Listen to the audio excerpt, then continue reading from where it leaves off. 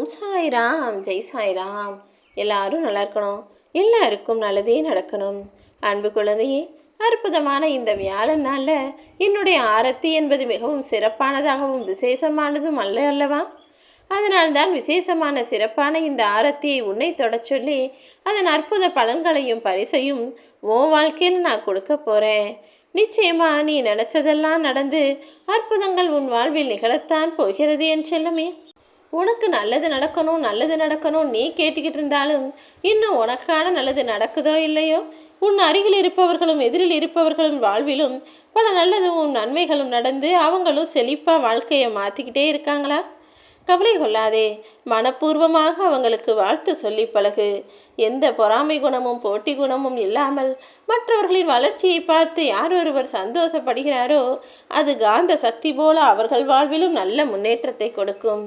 ஆம் என் செல்லமே, உன்னை விட இன்னொருத்தர் முன்னேறி போறாருன்னா போட்டி கூட இருக்கலாம், ஆனால் பொறாமை கொள்ளக்கூடாது.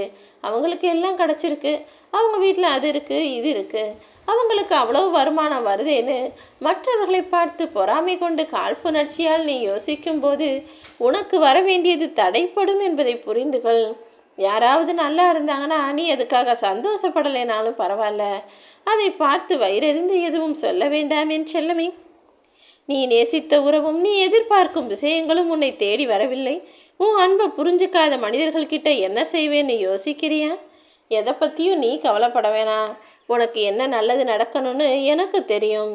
நீ எனக்கு ஒன்று கொடுத்தீனா நான் அதை 10ஆக திருப்பி கொடுப்பது தானே வழக்கம். நீ எனக்கு 1 மடங்கு பக்தியையும் நம்பிக்கையும் பொறுமையையும் கொடுத்தீனா உன் பொறுமைக்கு பலனாகவும் பரிசாகவும் உன் நம்பிக்கையை காப்பாற்றவும் உன்னுடைய பக்திக்கு பதிலாகவும் உனக்கு 10 மடங்கு சந்தோஷத்தையும் சிறப்பான வாழ்க்கையும் நான் கொடுப்பேன். சாமானியமான லாபம் கிடையாது என் செல்லமே. மிகப்பெரிய வெற்றியுடன் கூடிய லாபத்தையும் முன்னேற்றத்தையும் சந்தோஷத்தையும் இன்பத்தையும் உன் வாழ்க்கையில் நீ அனுபவிக்க போகிற. நான் எல்லாருக்குமே முதல்ல துன்பத்தை கொடுத்து சோதிப்பேன். ஆனால் அதுக்கு பிறகு நிச்சயமாக சோதனை காலத்தை முடிச்சு வச்சு என் பிள்ளைகள் எல்லாருடைய வாழ்க்கையிலும் இன்பம் மலரும்படி செய்தே தீர்வேன் என் செல்லமே. ஏழை பணக்காரன்ற வித்தியாசம்லாம் எனக்கு கிடையாது. என்னை பொறுத்த வரைக்கும் எல்லாரும் மனிதர்கள், எல்லாரும் என்னுடைய பிள்ளைகள் தான். எல்லாருக்குமே ஒரு சோதனை காலத்தை நான் உருவாக்குவேன். அதன் போது யார் எல்லா சோதனைகளும் நன்மைக்குன்னு ஏற்றுக்கிட்டு பொறுமையோடு இருக்காங்களோ அவங்களுக்கு சீக்கிரமே பரிசு கொடுத்துருவேன்.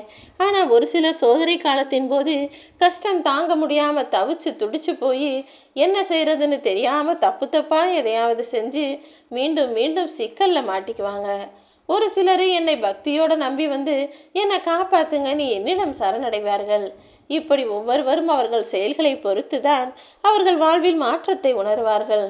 என்ன நடந்தாலும் சரின்னு ஏற்றுக்கிட்டவங்களுக்கு நான் முதல்ல அவங்க பிரச்சனையை சரி செஞ்சிருவேன். ஒரு சிலர் தவிச்சு துடிச்சு கண்ணீர் விட்டு கலங்கி வேதனைப்படும் போது நான் சொல்ல வர்ற நல்லதை கேட்காம கவனிக்காம மீண்டும் மீண்டும் துன்பத்திலேயே உழன்று கொண்டிருப்பார்கள். அவர்கள் வாழ்க்கையில் பிரச்சனை சரியாகிறதுக்கு ரொம்ப நாளாகும். என்ன செய்கிறது, நான் கொடுக்க வர்ற நல்லதை தான் அவங்க கண்ணீரே மறைச்சிடுதே. அதனால தானே நான் சொல்கிறேன், என்ன நடந்தாலும் கண்ணீர் விடவோ கவலைப்படவோ வேண்டாம், உனக்கான நல்வழியை உன் கண்ணு முன்னால் காட்டுவேன்னு. இது 2வது வகை. இன்னும் ஒரு மனிதர்கள் எப்படிப்பட்டவங்களாக இருக்காங்கன்னா, என்ன நடந்தாலும் என் சாயப்பா சரி செய்வான்னு முழு பக்தியோடு என்னை நம்பி வந்து வணங்கி என்கிட்ட என்னுடைய எல்லா பொறுப்புகளையும் கடமைகளையும் ஒப்படைச்சிட்டு தைரியமாக வாழ்க்கையை வாழ்வாங்க. அவர்களுக்கும் நான் சீக்கிரமே எல்லாவற்றையும் சரி செஞ்சிருவேன். ஏன்னா அவங்களுடைய ஆழமான நம்பிக்கை அந்த மாதிரி. அப்படி என்னை முழுவதுமாக நம்பி வணங்கும் பிள்ளைகளுக்கு தானே நான் முதலில் ஓடி வந்து உதவ முடியும். அது தெரியாமல் கண்ணீர் விட்டு கவலைப்பட்டு வேதனைப்பட்டு குழம்பி என்னையே குறை சொல்லி குற்றம் சொல்லி என்னை திட்டிக்கொண்டும் தூற்றிக்கொண்டும் இருந்தால் நான் கொடுக்கும் நல்லதை எப்படி உங்களால் பெற முடியும்? நீ எப்போ கூப்பிட்டாலும் உனக்காக ஓடி வருவதற்கு உன் சாயப்பா நான் தயாராகத்தான் இருக்கேன். ஏதாவது ஒரு மனிதருடைய ரூபத்தில் வந்து உனக்கான நல்லதை நிச்சயம் நான் செய்து தருவேன். நீ எப்போதும் நல்லதே நடக்கும் என நம்பு. அது ஒன்றை மட்டுமில்ல, உன்னை சுற்றி இருக்கிறவங்களையும் மகிழ்ச்சியாக வாழ வைக்கும் என் செல்லமே. நல்லதே உனக்கு நடக்கும்.